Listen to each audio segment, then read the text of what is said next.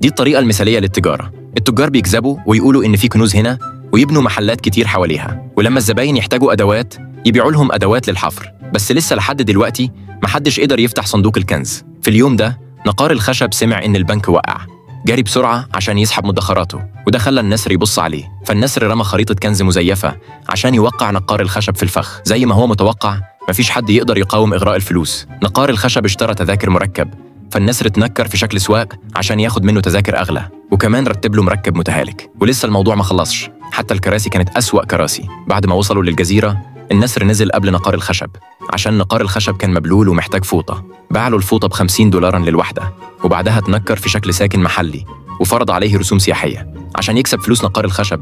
النسر خده على كوبري معمول من حبال، الحبل كان بيرتعش وفلوسه وقعت، وكل الفلوس دي راحت في جيب النسر. ومش بس كده، بعد ما وقع في النهر النسر كمان طلب منه غرامة $10 عشان ممنوع العوم.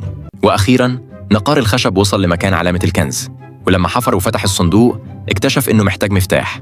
راح للسايس يشتري مفتاح، بس لما فتحه لقى في طبقة تانية جوه. نقار الخشب اشترى مفتاح تاني، لكن النسر ما كانش هيسيبه يفتحه بسهولة، وبدأت المتاهات اللي ما بتخلصش. وكل مرة نقار الخشب يفتح الصندوق وهو متحمس يلاقي نفسه اتضحك عليه. النسر جمع الفلوس وأودعها في البنك، بس المفاجأة إن الكاشيرة كانت متنكرة في شكل نقار الخشب. بعد ما لقن النسر درس، النسر طلع سلاحه وركب المركب عشان يهرب، لكن المركب كان مربوط بالجزيرة بحبل من نقار الخشب.